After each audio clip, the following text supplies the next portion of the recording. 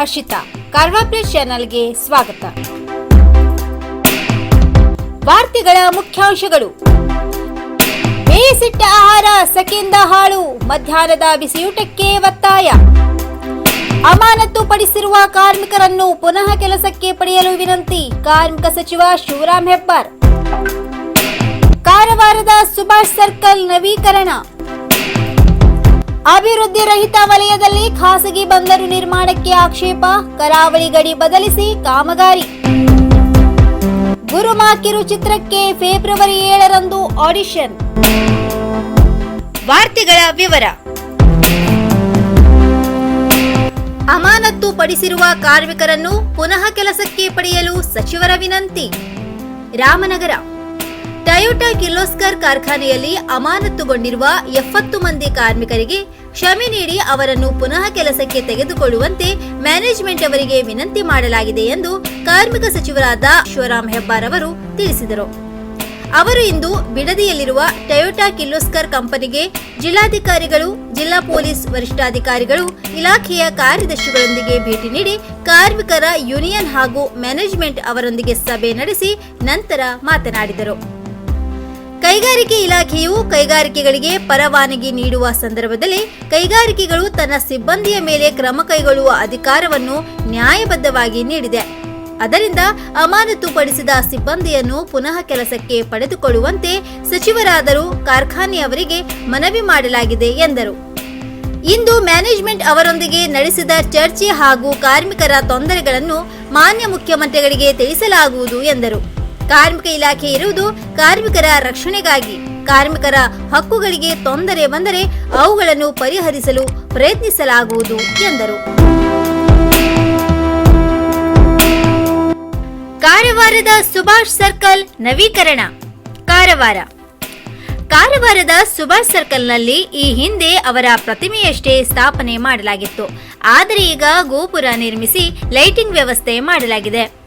ನಗರಸಭೆಯಿಂದ 2 ಲಕ್ಷ ವೆಚ್ಚದಲ್ಲಿ ಸುಭಾಷ್ ವೃತ್ತಕ್ಕೆ ಬಣ್ಣ ಬಳಿದು ಬೋಸ್ ಪ್ರತಿಮೆಗೆ ಗೋಪುರ ನಿರ್ಮಾಣ ಮಾಡಲಾಗಿದೆ. ಸುಭಾಷ್ ಚಂದ್ರ ಅವರ ಪ್ರತಿಮೆ ಕಾಣುವಂತೆ ಲೈಟ್ ಹಾಕಲಾಗಿದೆ. ಸುತ್ತಲಿನ ವೃತ್ತಕ್ಕೆ ಗೋಪುರದ ಕಂಬಕ್ಕೆ ವಿದ್ಯುತ್ ದೀಪಗಳ ಅಲಂಕಾರ ಕೂಡ ಮಾಡಲಾಗಿದೆ. ಅಂಬೇಡ್ಕರ್ ವೃತ್ತಕ್ಕೂ ಸುಣ್ಣ ಬಣ್ಣ ಬಳಿದು ಲೈಟಿಂಗ್ ಮಾಡಲಾಗಿದೆ. 2 ವೃತ್ತಕ್ಕೂ ಹೆಸರು ಬರೆಯಲಾಗಿದೆ. ನವೀಕರಣಗೊಂಡಿದ್ದರಿಂದ ಸುಭಾಷ್ ಅಂಬೇಡ್ಕರ್ ವೃತ್ತ ವಿಶೇಷ ಆಕರ್ಷಣೆಯಾಗುತ್ತಿವೆ.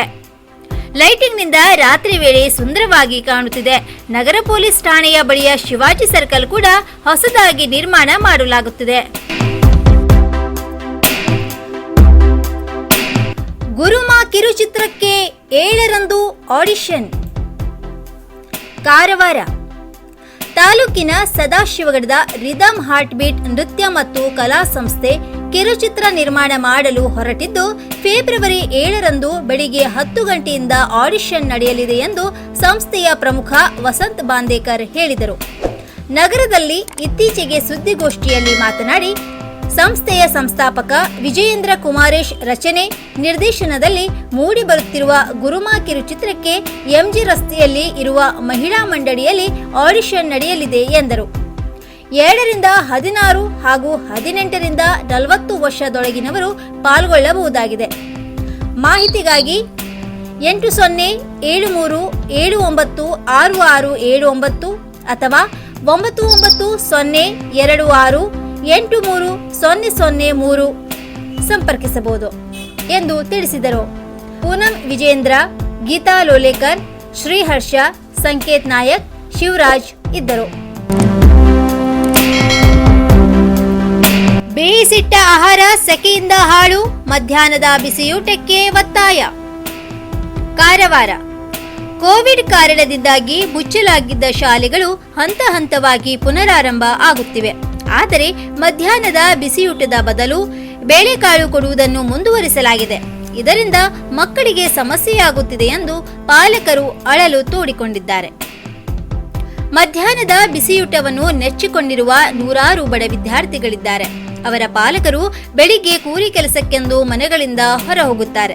ಅದಕ್ಕೂ ಮೊದಲು ಆಹಾರ ಪದಾರ್ಥಗಳನ್ನು ಬೇಯಿಸಿಡುತ್ತಾರೆ. ಮಕ್ಕಳಿಗೆ ಬುತ್ತಿಗೂ ಅದೇ ಆಹಾರವನ್ನು ತುಂಬಿಸಿ ಕಳುಹಿಸುತ್ತಾರೆ. ಕೆಲವು ದಿನಗಳಿಂದ ಜಿಲ್ಲೆಯಲ್ಲಿ ವಿಶೇಷವಾಗಿ ಕರಾವಳಿಯಲ್ಲಿ ಮಧ್ಯಾಹ್ನ ಬಿಸಿಲಿನ ಝಳ ಹೆಚ್ಚಿದೆ. ಉಷ್ಣಾಂಶ 36 ಡಿಗ್ರಿ ಸೆಲ್ಸಿಯಸ್ ಆಸುಪಾಸಿನಲ್ಲೇ ದಾಖಲಾಗುತ್ತಿದೆ. ಇದರಿಂದ ಮಕ್ಕಳು ಶಾಲೆಯಿಂದ ಪುನಃ ಮನೆಗೆ ಬರುವಷ್ಟರಲ್ಲಿ ಆಹಾರ ಹಳಸುತ್ತಿದೆ. ಬುತ್ತಿಯಲ್ಲೂ ರುಚಿ ಬದಲಾಗುತ್ತಿರುವುದಾಗಿ ಮಕ್ಕಳು ದೂರುತ್ತಿದ್ದಾರೆ ಎಂದು ಪಾಲಕರು ಅಸಹಾಯಕತೆ ವ್ಯಕ್ತಪಡಿಸುತ್ತಾರೆ. ಲಾಕ್ಡೌನ್ ಸಂದರ್ಭದಲ್ಲಿ ತರಗತಿಗಳು ಇಲ್ಲದಿದ್ದರೂ ಮಕ್ಕಳಿಗೆ ಆಹಾರದ ಕೊರತೆ ಆಗದಂತೆ ಸರ್ಕಾರ ಬೆಳೆಕಾಳುಗಳನ್ನು ನೀಡಿದ ಕ್ರಮ ಶ್ಲಾಘನೀಯ. ಆದರೆ ಈಗ ತರಗತಿಗಳು ಪುನರಾರಂಭವಾಗಿವೆ. ಮಕ್ಕಳು ಶಾಲೆಗಳಿಗೆ ಹೋಗುತ್ತಿದ್ದಾರೆ. ಬಿಸಿಯೂಟದ ಸಿಬ್ಬಂದಿಯೂ ಕರ್ತವ್ಯದಲ್ಲಿದ್ದಾರೆ. ಹಾಗಾಗಿ ಶಾಲೆಗಳಲ್ಲೇ ಮುನ್ನೆಚ್ಚರಿಕೆ ಕ್ರಮಗಳೊಂದಿಗೆ ಬಿಸಿಯೂಟ ನೀಡುವುದು ಸೂಕ್ತ. ಶುಚಿ ರುಚಿಯಾದ ಆಹಾರ ಮಕ್ಕಳಿಗೆ ಸಿಕ್ಕಂತಾಗುತ್ತದೆ. ಶಾಲಾ ಮಕ್ಕಳಿಗೆ ಬಿಸಿಯೂಟ ಆರಂಭಿಸುವ ಬಗ್ಗೆ ಸರ್ಕಾರದ ಮಟ್ಟದಲ್ಲಿ ಚರ್ಚೆಗಳು ನಡೆಯುತ್ತಿವೆ. ಅಲ್ಲಿಂದ ನಿರ್ದೇಶನ ಬಂದರೆ ಜಿಲ್ಲೆಯಲ್ಲೂ ಶುರು ಮಾಡಲಾಗುವುದು ಎಂದು ಜಿಲ್ಲಾ ಪಂಚಾಯತಿ ಮುಖ್ಯ ಕಾರ್ಯನಿರ್ವಹಣಾಧಿಕಾರಿ ಎಂ ಪ್ರಿಯಾಂಗಾ ತಿಳಿಸಿದ್ದಾರೆ. ಅಭಿವೃದ್ಧಿ ರಹಿತ ವಲಯದಲ್ಲಿ ಖಾಸಗಿ ಬಂದರು ನಿರ್ಮಾಣಕ್ಕೆ ಆಕ್ಷೇಪ, ಕರಾವಳಿ ಗಡಿ ಬದಲಿಸಿ ಕಾಮಗಾರಿ. ಕಾರವಾರ ಹೊನ್ನಾವರದ ಟೊಂಕಾದಲ್ಲಿ ಖಾಸಗಿ ಬಂದರು ನಿರ್ಮಾಣ ಕಾಮಗಾರಿಯಲ್ಲಿ ಕರಾವಳಿಯ ಗಡಿಯನ್ನೇ ಬದಲಿಸಲು ಮುಂದಾಗಿದ್ದಾರೆ. ಅಳಿವೆ ಪ್ರದೇಶದ 4 ಕಿಲೋಮೀಟರ್ ವ್ಯಾಪ್ತಿಯನ್ನು ಅಭಿವೃದ್ಧಿ ರಹಿತ ವಲಯ ಎಂದು ಗುರುತಿಸಲಾಗಿದೆ. ಆದರೂ ಅಲ್ಲಿ ಕಾಮಗಾರಿ ಮಾಡಲಾಗುತ್ತಿದೆ ಎಂದು ಕಡಲ ಜೀವ ವಿಜ್ಞಾನಿ ಡಾಕ್ಟರ್ ಪ್ರಕಾಶ್ ಮೇಸ್ತಾ ಆರೋಪಿಸಿದ್ದಾರೆ. ಸಮುದ್ರದಲ್ಲಿ ದೇಶದ ಗಡಿಯನ್ನು ಬದಲಿಸುವ ಅಧಿಕಾರವು ರಾಷ್ಟ್ರೀಯ ಹೈಡ್ರಾಲಿಕ್ ಅಧಿಕಾರಿಗೆ ಮಾತ್ರವಿದೆ. ಕರಾವಳಿಯು ಅಂತಾರಾಷ್ಟ್ರೀಯ ಗಡಿಗೆ ಸಮೀಪದಲ್ಲಿರುವ ಕಾರಣ ಈ ರೀತಿ ಗಡಿ ಬದಲಿಸಿದರೆ ಅಪಾಯ ಉಂಟಾಗಬಹುದು ಎಂದು ಆತಂಕ ವ್ಯಕ್ತಪಡಿಸಿದರು. ಹೊನ್ನಾವರದ ಮೀನುಗಾರರ ಮುಖಂಡ ಗಣಪತಿ ತಾಂಡೇಲ್ ಮಾತನಾಡಿ, ಖಾಸಗಿ ಬಂದರಿಗೆ ಮೀನುಗಾರರ ಜಮೀನಿನ ಮೂಲಕವೇ ರಸ್ತೆ ನಿರ್ಮಿಸಲಾಗುತ್ತಿದೆ. ಈ ಕಾಮಗಾರಿಗಳ ವಿರುದ್ಧ ನಿರಂತರವಾಗಿ ಹೋರಾಟ ಮಾಡುತ್ತಿದ್ದರೂ ಸ್ಪಂದಿಸುತ್ತಿಲ್ಲ. ಕಾಮಗಾರಿ ಖಂಡಿಸಿ ಪ್ರತಿಭಟಿಸಿದವರ ವಿರುದ್ಧ ಸುಳ್ಳು ಪ್ರಕರಣ ದಾಖಲಿಸಿದ್ದಾರೆ. ಭೂಸ್ವಾಧೀನ ನಡೆಸದೆ ಸಿಆರ್ಜೆಡ್ ಕಾಯ್ದೆಯನ್ನು ಪಾಲಿಸದೆ ಮಾಡಲಾಗುತ್ತಿರುವ ಕಾಮಗಾರಿಯನ್ನು ನಿಲ್ಲಿಸಬೇಕು. ಇದರ ಬಗ್ಗೆ ತನಿಖೆಯಾಗಬೇಕು ಎಂದು ಒತ್ತಾಯಿಸಿದರು. ಹೊನ್ನಾವರದಲ್ಲಿ ಖಾಸಗಿ ಬಂದರು ನಿರ್ಮಾಣ ಸಂಬಂಧ ಸಾರ್ವಜನಿಕರ ಪ್ರಶ್ನೆಗಳಿಗೆ ಅಧಿಕಾರಿಗಳಿಂದ ಸೂಕ್ತ ಉತ್ತರ ಸಿಕ್ಕಿಲ್ಲ. ಕಾಮಗಾರಿಗೆ ಅನುಮತಿ ನೀಡುವಾಗ ಕರಾವಳಿಗೆ ಸಂಬಂಧಿಸಿದ ಎಲ್ಲ ಕಾನೂನುಗಳನ್ನು ಉಲ್ಲಂಘಿಸಲಾಗಿದೆ ಎಂದು ವಿವಿಧ ಮೀನುಗಾರಿಕಾ ಸಂಘಟನೆಗಳು ದೂರಿವೆ.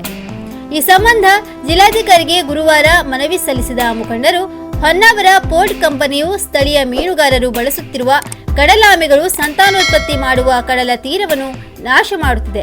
ಕೂಡಲೇ ಕಾಮಗಾರಿಯನ್ನು ಸ್ಥಗಿತಗೊಳಿಸಬೇಕು ಎಂದು ಒತ್ತಾಯಿಸಿದರು. ಈ ಸಂದರ್ಭದಲ್ಲಿ ಉತ್ತರ ಕನ್ನಡ ಜಿಲ್ಲಾ ಸಹಕಾರ ಮೀನು ಮಾರಾಟ ಒಕ್ಕೂಟದ ಅಧ್ಯಕ್ಷ ರಾಜು ಎಲ್ ತಾಂಡೇಲ್, ಕಾಂಗ್ರೆಸ್ ಮುಖಂಡ ಮಂಕಾಳ ವೈದ್ಯ ಸೇರಿದಂತೆ ಹಲವರಿದ್ದರು. ಇನ್ನು ಮತ್ತಷ್ಟು ಸುದ್ದಿಗಾಗಿ ಕಾರವಾರ ಪ್ಲಸ್ ವೀಕ್ಷಿಸಿ. ನೀವು ಯೂಟ್ಯೂಬ್ ಅಲ್ಲಿ ನೋಡ್ತಿದ್ದೀರಿ, ಸಬ್ಸ್ಕ್ರೈಬ್ ಮಾಡಿ, ಬೆಲ್ ಐಕಾನ್ ಕ್ಲಿಕ್ ಮಾಡಿ. ಫೇಸ್ಬುಕ್ ಪೇಜ್ ಅಲ್ಲಿ ನೋಡ್ತಿದ್ದೀರಿ, ಫಾಲೋ ಮಾಡಿ. ಧನ್ಯವಾದಗಳು.